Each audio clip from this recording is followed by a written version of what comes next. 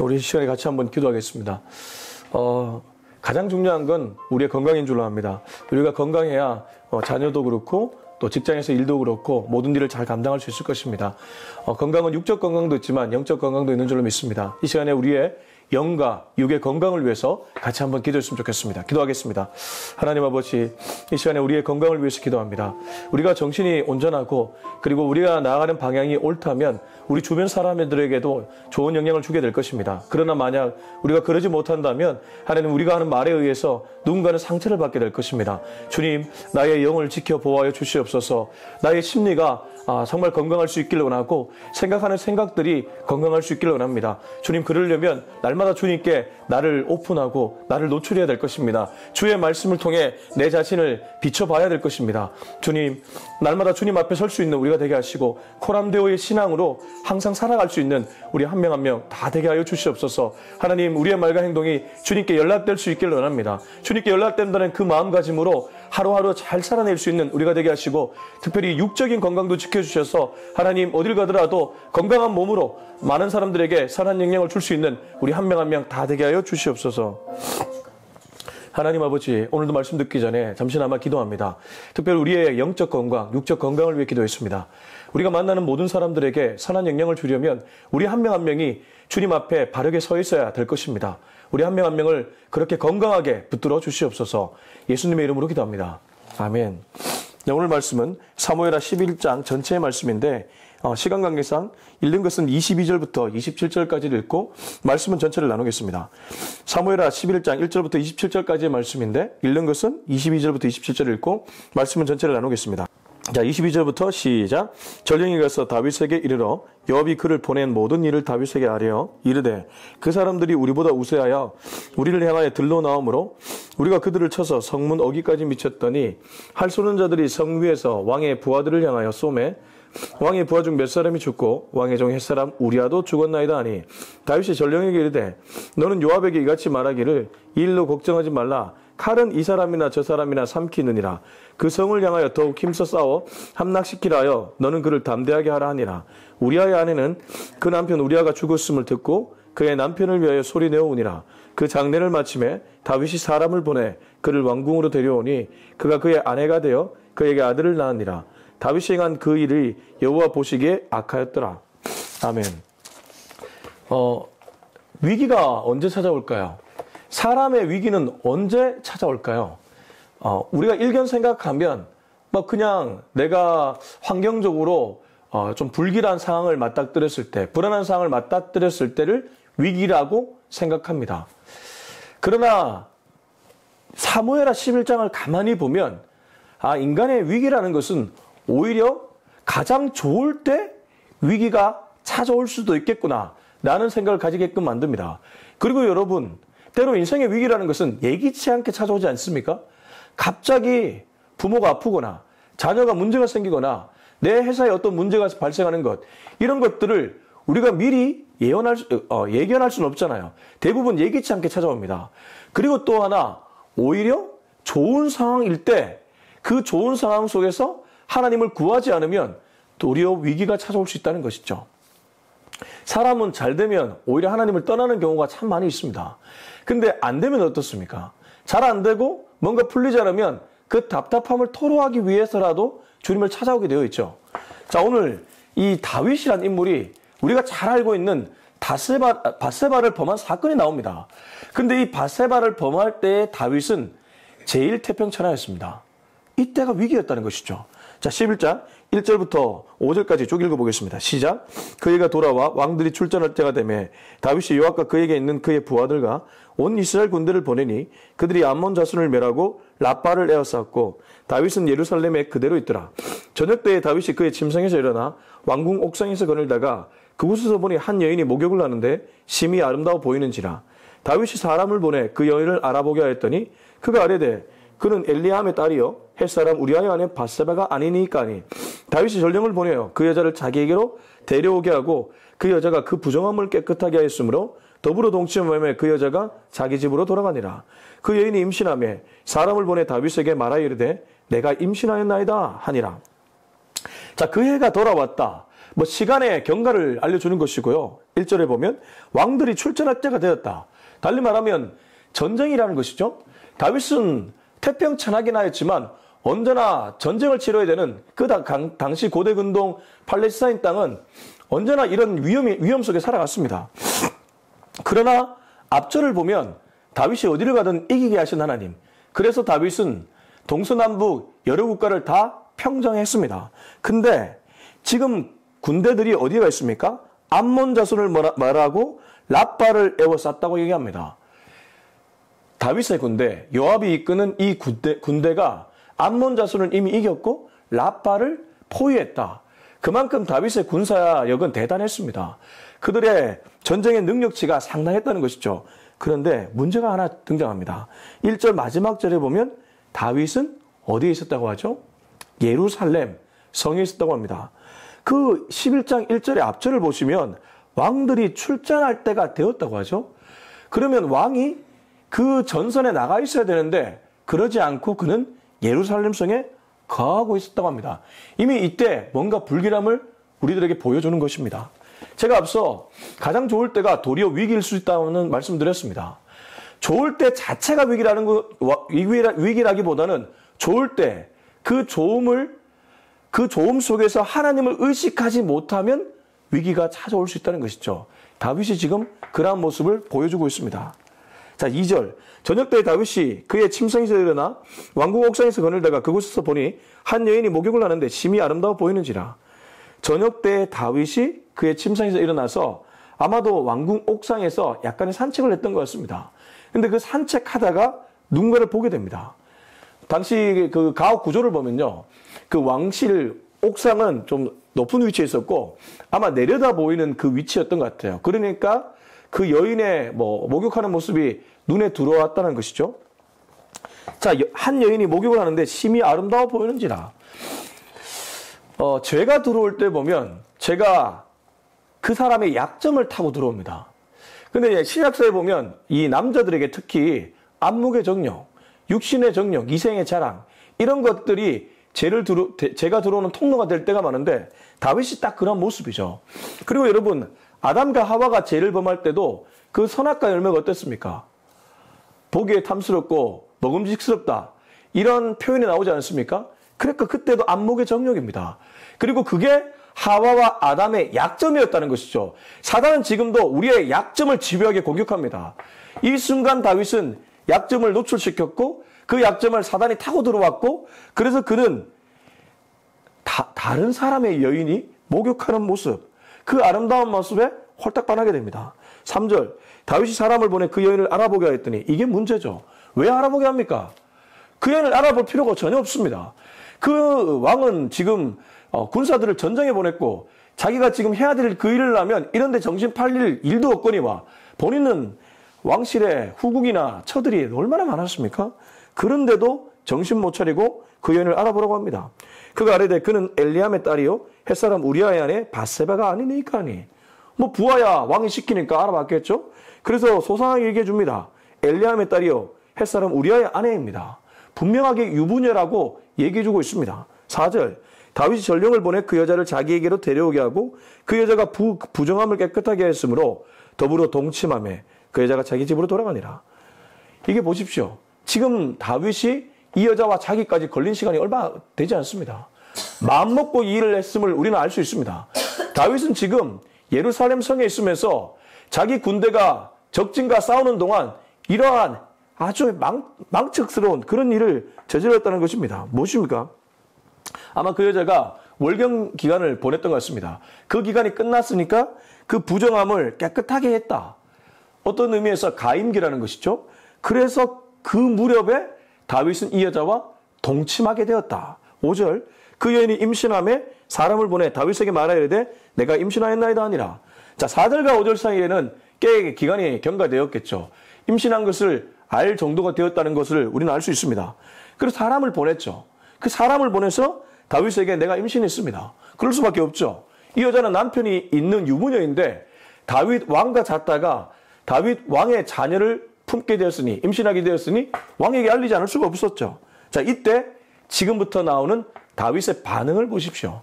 이게 죄악을 저지른 인간들이 보이는 반응과 매우 공식적으로 닮아 있습니다. 자, 6절부터 8절까지 읽어보겠습니다. 시작. 다윗이 요압에게 기별하여 햇사람 우리아를 내게 보내라 하며 요압이 우리아를 다윗에게 보내니 우리아가 다윗에게 이르매 요압의 안부와 군사의 안부와 싸움이 어떠했는지를 묻고 그가 또 우리아에게 이르되 내 집으로 내려가서 발을 씻으라니 우리아가 왕궁에서 나가며 왕의 음식물이 뒤따라가니라. 자, 6절 보면 다윗이 요압에게 기별하여 지금 최전선에 나와 있는 전투 현장에 있는 요압 장군에게 기별했습니다. 햇사람 우리아를 내게 보내라.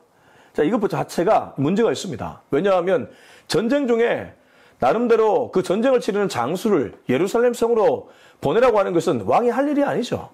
만약에 우리아가 질병이 생겼거나 전선에 도움이 되지 않으면 왕궁으로 다시 돌아오는 게 맞습니다. 근데 그게 아니죠. 자기 때문에, 자기의 정욕 때문에 지금 이 모든 것을 하고 있습니다. 죄를 은폐하기 위해 일을 저지르고 있다는 것이죠. 요압이 우리아를 다윗에게 보냅니다. 부하들은 아무 잘못 없죠. 왕이 시키는 대로 합니다. 7절 우리아가 다윗에게 이릅니다. 다윗이 요압의 안부와 군사의 안부와 싸움이 어떻는지를 묻고 저는 이게 가정스럽게 짝이 없습니다. 자, 여러분 7절 다시 한번 읽어보십시오. 우리아가 다윗에게 이르매 다윗이 요압의 안부와 군사의 안부와 싸움이 어떠했는지를 묻고 자, 이 물음이 진정성이 있는 물음입니까? 전혀 진정성이 없습니다. 이 물음은 가식적인 물음입니다. 지금 다윗의 관심사는 전쟁을 치르는 사람들이 아닙니다. 아예 관심이 없다고 말하기는 어렵지만 주요 관심사는 아니라는 것이죠. 그의 주요 관심사는 무엇입니까? 우리아가 밧세바와 동침하는 것이 주요 관심사입니다. 그것 때문에 우리아를 전쟁에서 왕궁으로 오게끔 만들었고 그에게 지금 상황을 묻는 것은 이 모든 일을 자연스럽게 꾸미기 위해 거짓말을 하고 있는 것이죠. 무엇입니까? 죄를 범한 인간들이 보이는 공식을 이 다윗이라는 인물이 보여주고 있는데 은폐하고 죄가 또 다른 죄를 낳는다는 것입니다. 여러분 사단이 얼마나 무서운지 모릅니다. 사단이 약점을 타고 다윗을 넘어지게 만들었습니다. 그리고 이 다윗 왕이 넘어지는데 한 번 넘어진 것이 아닙니다. 몇 번을 거쳐서 넘어집니다. 사단이 우리를 넘어뜨리면 우리가 죄를 범하고 그 죄에서 다시 주님께 돌아오면 끝날 일인데 돌아오지 못하면 그 죄를 합리화하고 또 다른 죄를 범하게 된다는 것이죠. 2중, 3중으로 죄가 가중되고 있습니다. 지금 다윗이 그 모습이죠. 그는 우리아가 밧세바와 동침하기 위해 이러한 아주 교묘한 작전을 짜고 있습니다. 그래서 8절을 보시면 그가 또 우리아에게 이릅니다. 내 집으로 내려가서 발을 씻으라. 이게 그냥 몸을 씻으라는 뜻이 아니고 잠을 자라는 완곡한 어법입니다. 잠을 자라는 것이죠. 네 안에 와 잠을 자라. 군대에서 전쟁을 치르는 그 군사들이 해포를 푸는 유일한 방법이 있다면 잠자리일 것입니다. 그래서 예전에 그 일본에도 아주 나쁜 짓 많이 하지 않았습니까? 일본 그 군인들을 위해서.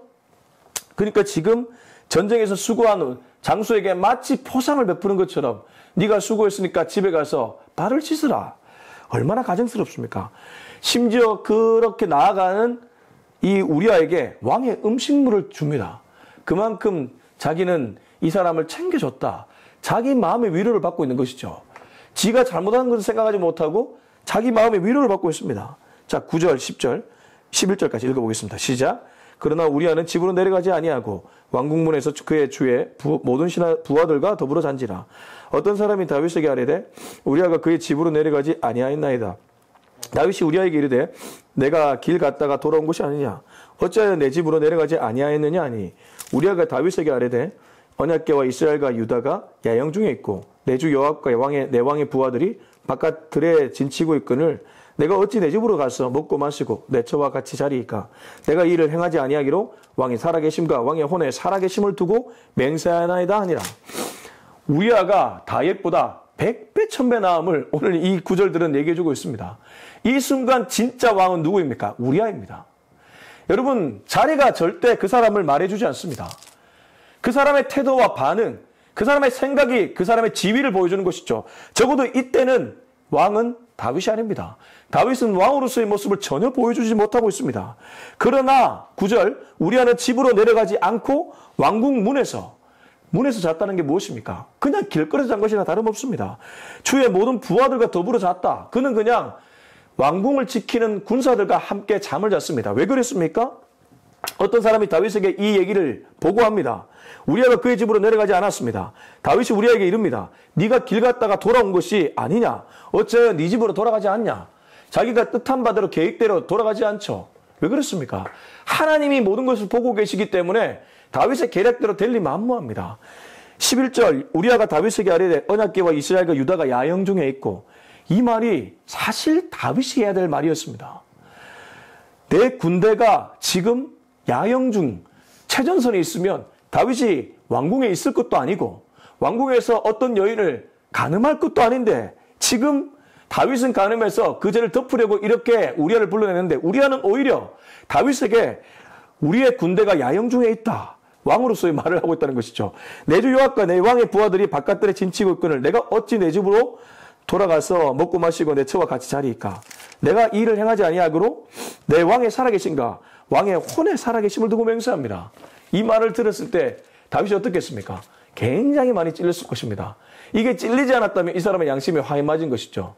지금 하나님이 다윗에게 사인을 보내주고 있습니다. 우리가 일반적으로 나단 선지자를 통해 다윗이 회개하게 되었다고 생각하는데, 사실 하나님은 지금 우리아를 통해 회개할 기회를 주고 있습니다.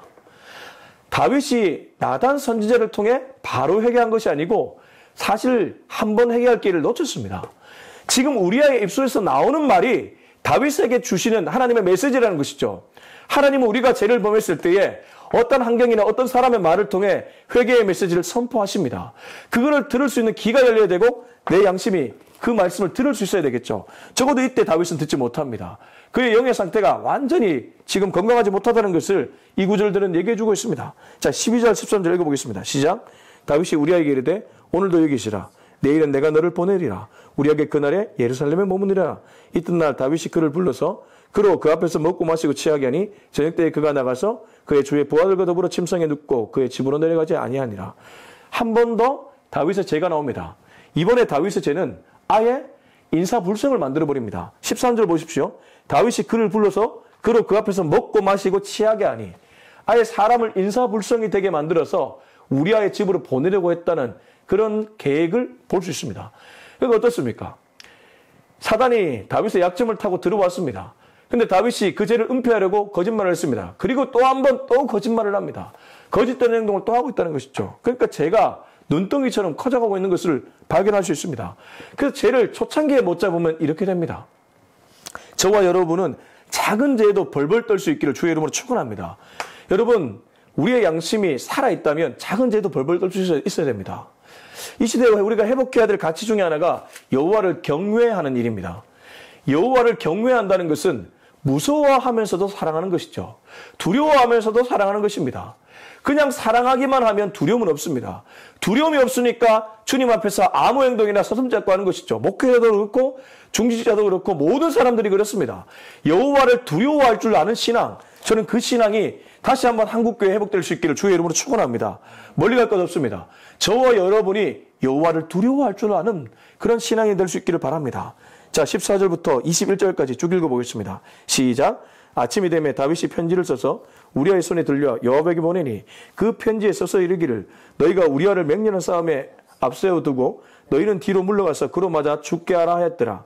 요압이 그 성을 살펴 용사들이 있는 것을 아는 그곳에 우리아를 두니 그 성 사람들이 나와서 요압과 더불어 싸울 때에 다윗의 부하 중 몇 사람이 엎드러지고 햇사람 우리아도 죽으니라. 요압이 사람을 보내 그 전쟁의 모든 일을 다윗에게 보고할세 그 전령에게 명령하여 이르되 전쟁의 모든 일을 내가 왕께 보고하기를 마친 후에 혹시 왕이 노하여 내게 말씀하기를 너희가 어찌하여 그 성에 그처럼 가까이 가서 싸웠느냐? 그들이 성 위에서 쏠 줄 알지 못하였느냐? 여룻베셋의 아들 아비멜렉을 쳐 죽인 자가 누구냐? 여인 하나가 성에서 맷돌 윗짝을 그 위에 던지매 그가 데베스에서 죽지 아니하였느냐? 어찌하여 성에 가까이 갔더냐 하시거든 내가 말하기를 왕의 종 햇사람 우리아도 죽었나이다 아니라 하라. 자, 다윗이 마지막 아주 계략을 짭니다. 그게 무엇입니까? 우리아가 그렇게 인사불성이 돼서도 아내 밧세바와 잠을 자지 않으니까 이제는 우리아를 죽여야 되겠다. 여러분 어떻습니까? 너무 비극입니다. 우리아 인물은 이렇게 죽었습니다. 왕의 간음을 탄로나지 않게끔 만들려고 왕의 계략에 의해서 죽었다는 것입니다. 누가 진짜 왕입니까? 다윗은 왕이 아닙니다. 지위만 왕이지 왕의 모습이 전혀 없습니다. 저는 이 순간 왕은 우리아라고 보입니다. 우리아는 아무것도 모르고 희생당해 죽기 때문입니다. 자, 14절. 아침에 되면 다윗이 편지를 씁니다. 왕의 편지니까 얼마나 힘이 있겠습니까? 그 편지를 우리아의 손에 들려 요압에게 보냅니다. 이것도 비극입니다. 우리아는 그 편지가 자기를 죽이라는 메시지였습니다. 자기를 죽이라는 메시지를 자기 손으로 들고 갑니다. 전장에 다시 돌아가면서 자기를 죽이라는 그 왕의 메시지를 들고 요압 장군에게 갑니다. 그 편지는 무슨 내용입니까? 15절. 너희가 우리아를 맹렬한 싸움에 앞세워두고 너희는 뒤로 물러가서 그로 맞아 죽게 하라 하였더라. 이게 왕이 할 말입니까? 여러분 이거 보십시오. 왕이 미쳐도 단단히 미쳤습니다. 죄악이 물드니까 이 사람은 지금 사탄의 종이 되었습니다. 적어도 이 순간 다윗은 우리가 알고 있는 그 사람이 아닙니다. 물론 나중에 회개해서 다시 좋은 모습으로 돌아오지만 적어도 이 순간은 다윗은 미친 사람이고 사탄의 종로로 하고 있습니다. 왜냐하면 우리아를 맹렬한 싸움에 앞에 두고 너희는 뒤로 물러가라. 이게 할 일이 아니죠. 그냥 싸우다가 죽어도 나쁜 일인데 아예 혼자 왕따시켜서 그 사람만 싸우게 둬라. 이게 왕이 할 말이 아닙니다. 16절 요압이 그 성을 살펴 용사들이 있는 것을 아는 그곳에 우리아를 두니 요압이란 장군은 어쨌든 가져온 편지를 보니까 왕이 이런 명령을 내리니까 아마도 그 전후 사정은 전혀 모르고 우리아가 왕에게 큰 실수를 범했구나. 이 정도로 받아들였을 것입니다. 그러니까 우리아가 잘못했다는 판단을 내리고 있는 것이죠. 전 이거 보면서도 이런 생각이 듭니다. 정말 힘이 없는 우리아. 자기 변명을 한 번도 하지 못하고 죽어나가는데 요압 장군이라는 인물은 아무것도 모르고 그 일에 쓰임을 받게 됩니다. 그래서 여러분 분별을 정말 잘해야 됩니다. 우리에게 들려오는 정보가 진짜 정보인가 가짜 정보인가 분별을 잘해야 된다는 것입니다. 이 사람들이 언론이나 미디어가 의도를 갖고 메시지를 보내는 것은 아닌지 정말 분별을 잘해야 됩니다. 지금 요압이 받아든 편지의 내용을 요압은 분별하지 않고 그대로 따라갑니다. 그럴 수밖에 없죠. 왕의 명령이기 때문입니다. 17절. 그 성 사람들이 나와서 요압과 더불어 싸울 때에 다윗의 부하 중 몇 사람이 엎드러지고 햇사람 우리아도 죽으니라. 이렇게 해서 아무 잘못 없는 우리아는 전쟁 중에 죽게 됩니다. 그것도 외롭게 전사하게 됩니다. 정말 마음이 아픕니다. 여러분 우리 주변에 지금도 이렇게 억울하게 무언가를 당하는 사람들이 있다는 사실 놓치지 마십시오. 그래서 우리가 재판정에 판사나 검사나 변호사들을 위해 기도할 때는 정말 억울한 사람 없도록 그들이 판결 잘 내리게 해달라는 그런 기도를 우리가 해야 될 줄로 믿습니다. 그리고 우리도 좀 더 공명정대하기 위해 애써야 될 것입니다. 자, 18절부터 21절까지입니다. 요압이 사람을 보내 그 전쟁의 모든 일을 다윗에게 보고를 할 때 사람을 보내서 보고를 합니다. 그 전령에게 명령합니다. 전쟁의 모든 일을 네가 왕께 보고하기를 마치면 왕이 아마 너한테 노할 수도 있을 것이다. 왜 우리 군사를 이렇게 죽이게끔 만들었냐? 적어도 요압이 아는 다윗 왕의 모습은 이러했기 때문입니다. 근데 그럴 때에 마지막에 네가 이 한마디만 해라. 21절 마지막 절 보시면 네가 말하기를 왕의 존 햇사람 우리아도 죽었나이다 하라. 왕이 편지를 보냈기 때문에 그 편지 내용대로 되었다고 하면 왕이 너한테 노하기를 그치게 될 것이다. 그 생각으로 요압은 전령에게 그 말을 해줬던 것입니다. 자, 결과는 어땠을까요? 22절부터 27절 읽고 마무리하겠습니다. 시작. 전령이 가서 다윗에게 이르러 요압이 그를 보낸 모든 일을 다윗에게 아뢰어 이르되 그 사람들이 우리보다 우세하여 우리를 향하여 들러 나오므로 우리가 그들을 쳐서 성문 어기까지 미쳤더니 알 쏘는 자들이 성 위에서 왕의 부하들을 향하여 쏘매 왕의 부하 중 몇 사람이 죽고 왕의 종 햇사람 우리아도 죽었나이다 하니 다윗이 전령에게 이르되 너는 요압에게 이같이 말하기를 이 일로 걱정하지 말라. 칼은 이 사람이나 저 사람이나 삼키느니라. 그 성을 향하여 더욱 힘써 싸워 함락시키라 하여 너는 그를 담대하게 하라 하니라. 우리아의 아내는 그 남편 우리아가 죽었음을 듣고 그의 남편을 위하여 소리내어 우니라. 그 장례를 마침에 다윗이 사람을 보내 그를 왕궁으로 데려오니 그가 그의 아내가 되어 그에게 아들을 낳으니라. 다윗이 행한 그 일이 여호와 보시기에 악하였더라. 자, 22절부터 25절까지를 보면 전령이 요압의 말대로 가서 보고하는 장면입니다. 다윗의 반응이 재밌습니다. 자, 25절 보십시오. 햇사람 우리아가 죽었다는 소식을 들은 다윗은 전령에게 이렇게 얘기합니다. 25절. 너는 요압에게 이같이 말하기를 이 일로 걱정하지 말라. 자기 군인들이 죽어나갔는데 걱정하지 말라. 이 일로 걱정하지 말라. 이 사람이나 저 사람이나 삼키느니라. 칼은 결국 죽음을 가져온다. 죽음을 정당화시키고 있습니다. 우리 군인 아군이 죽어도 어쩔 수가 없다는 말을 전령에게 하고 있습니다. 이게 또 왕이 할 말이 아니죠. 왕은 자기 군사가 죽었다면 가슴 아파하고 애통해야 됩니다. 너무 안타까워서 오히려 전령에게 화를 내도 괜찮습니다. 왜 내 군사가 죽어야 되느냐. 이렇게 말해야 마땅한데 지금 그는 오히려 정신 못 차리고 자기 군사가 죽었음에도 불구하고 칼이란 것이 원래 그렇다. 이렇게 말하고 있습니다. 왜 그렇습니까? 자기가 원하는 계략대로 되었기 때문입니다. 우리아가 죽었다는 소식을 들었기 때문입니다. 그래서 그 다음에 이렇게 얘기하죠. 그 성을 향하여 더욱 힘써 싸워 함락시키라 하여 너는 그를 담대하게 하라 하니라. 요압을 더욱 담대하게 만들어서 그 성을 에워쌌던 라빠성을 완전히 함락시켜버려라. 그렇게 얘기하고 돌려보냅니다. 자, 근데 이 모든 과정을 지켜보신 하나님, 평가를 어떻게 내리십니까? 27절 마지막 절을 보면 다윗이 행한 그 일이 여호와 보시기에 악했다고 표현합니다. 그리고 26절을 보면 우리아의 아내도 남편 이 우리아가 죽었다는 소식을 듣고 그의 남편을 위해 소리내어 울었다고 합니다. 이 여인이 어떠한 여인이었는지 이 한 구절을 통해 알 수 있습니다. 적어도 그 여인은 다윗이 불러서 어쩔 수 없이 동침했지 정말 남편이 싫었던 것은 아닙니다. 남편이 싫었다면 밧세바가 남편이 싫었다면 자기 남편이 죽었다는 소식을 듣고 이렇게 소리내어 울지 않았을 것이기 때문입니다. 그러니까 이 모든 과정은 결국 한 사람의 죄로 말미암아 일어나게 되었습니다. 여러분 보십시오. 예기치 않은 상황에 위기가 찾아왔습니다. 오히려 다윗이 태평천하를 누릴 때 자기에게 위기가 찾아왔습니다. 근데 그 위기를 감지하지 못하고 그는 사탄의 종로로 됐습니다. 근데 그의 사탄의 종로로서로 말미암아 한 가정이 파멸되고 말았습니다. 뿐만 아니라 국가 전체가 지금 위기의 소용돌이에 들어가게 되었습니다. 그가 리더였기 때문입니다. 왕이 흔들리니까 공동체 전체가 흔들리고 있는 것이죠. 여러분 우리는 지금도 이러한 위험 속에 살아갑니다. 위기 속에 살아갑니다. 그러나 위기는 기회라는 식상한 말이 있습니다. 왜 그렇습니까?